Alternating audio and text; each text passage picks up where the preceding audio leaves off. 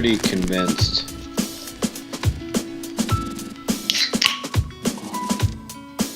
It's gonna add at least 20 years to my life. Anyways, today I'll show you guys, if you're just getting started with video, if you haven't been on big sets, but you're starting to get customers and you want to kind of put together a good interview basic LED kit, especially with some of your first customers, you're going to be super nervous. And even though that I think you can get maybe a little bit better results with tungsten or hot lamps, I think it's going to make your learning curve a lot less painful if you go with LEDs. Even though you can get Lowels and even some Azaris or some name brand stuff for good price, I think LEDs will help your learning curve as you figure out your own look a lot easier than using hot lamps. LEDs have a lot more flexibility and are a little bit more forgiving, quite honestly. So I'm going to show you what's in one of my kits. I currently have 3 lighting kits. I have a Quasar key light that I use with quite a big diffusion. I have a LED accent light that can be used for interviews or accents and stuff like that.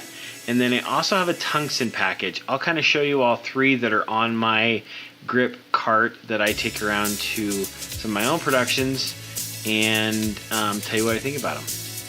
All right.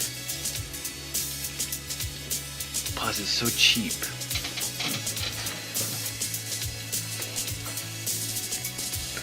Okay, first things first, get yourself some milk crates. I personally like and these are not Hollywood milk crates. I love those things, but for my rig, I use the rigid ones. They stack on top of each other, they clip together.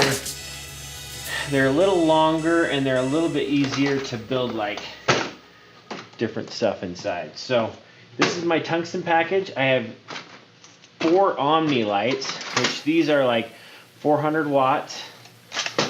These get extremely hot. They pull over 400 watts. That's another reason why LEDs have an advantage. But these are really good for punching through windows, lighting up like an entire backyard. These are old Totas. I believe these are 1,000 watts. I think. Yeah, these are 1,000 watts. So these are something where you need its own breaker for each light. This will easily pull 20 amps. Okay, so this is my tungsten package. Like all in all, used on eBay, you could probably get this for 300 bucks, let's say. Okay, before we go to LED, get yourself a crate and start building yourself some stingers. Most of the time, if they're orange, these are 15 amps. These are not rated for tungsten, so do not try it.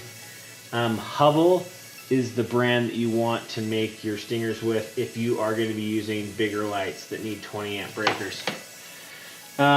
These are all 12 gauge extensions. Okay, so get yourself, go to Home Depot, get some cube taps, get some extension cords, get some other, this is a different version. I like these, but these are also helpful. And get yourself kind of a power distribution setup. That's always helpful. Okay, lastly, LEDs are awesome. They're not cheap, but they're easy to gel, they're easy to diffuse, they're easy to power, and a lot of times a lot of stuff is by color, so it's easy to dial in your color. So a couple things I always have in mind is I have a roll of 250, probably one of my favorite diffusions. 216 and Opal are also very good. I don't use grid as much, but those are also good. cinefoil or black wrap is, just go buy some on Amazon. That's $30 for a roll. It will last you, if you take care of it and reuse it, your entire film career if you go and get some cinefoil, black wrap. So the two main lights that I have are the Aperture LS1, which I have skinned with 250 diffusion. I'm always putting some sort of diffusion on top of these, so I just use some snot tape, put my diffusion right on top of it.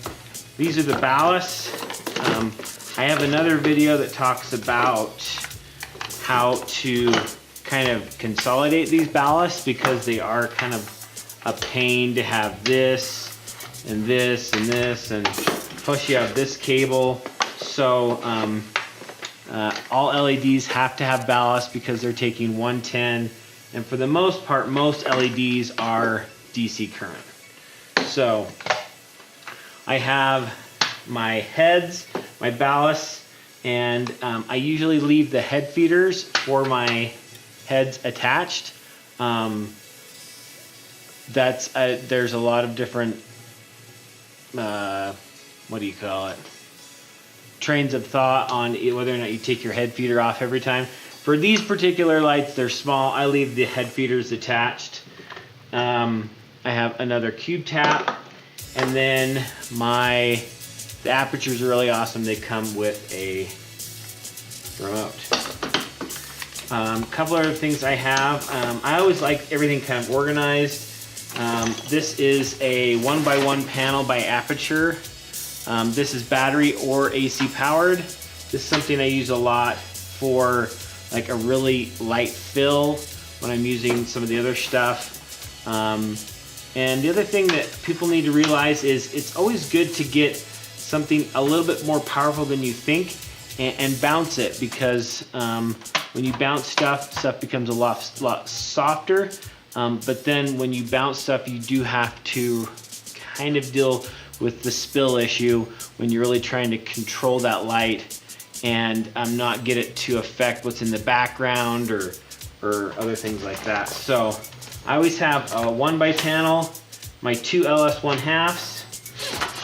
I'll typically have some other diffusion. I think this is still 250, but I'll also have, a lot of people use,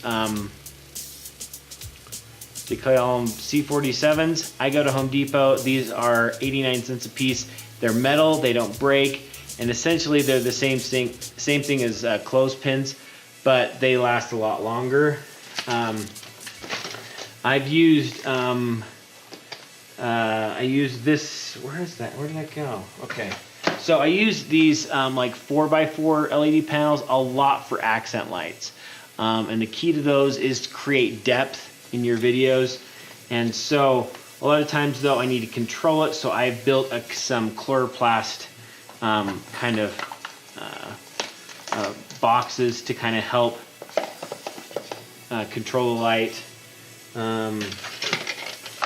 Then they also come with like a CTO. Most of the time when they come with it, they're going to be a full CTO. So it is always good to carry some other cuts of half and quarter CTO or CTB, which is color temperature orange or color temperature blue. Okay, so all in all, this package from Aperture is going to cost you probably in the realm of about $12 to $1,500. It's a lot more expensive, but I think it gives you some versatility. So before you go spend a ton of money on your camera, a ton of money on lenses, I would recommend spending money on your lights and definitely your sound gear. However, I'm super impressed with this S9.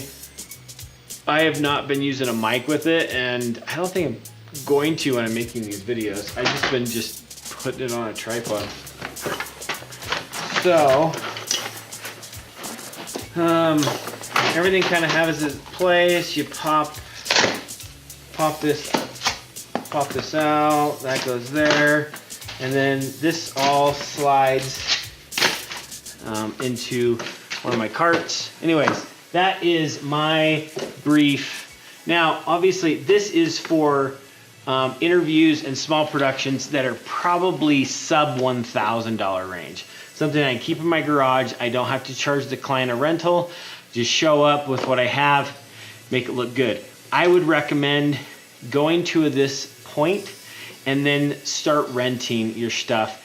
And just basically, when you quote people, just add those rentals in for what equipment you need right into the cost and get what you need. Like, don't shortcut yourself on that and by thinking that you can pull it off with this gear when really you need to be renting, you know, a 5K and a 12 by and some serious grip gear. So anyways, hope that helps. We'll see you in the next episode. Again, I have nothing inspiring to say other than I did try Diet Coke with lime the other day. And I think I am in love. Oh, it's so good. Anyways, till the next video where I explain almost the obvious, but look good doing it.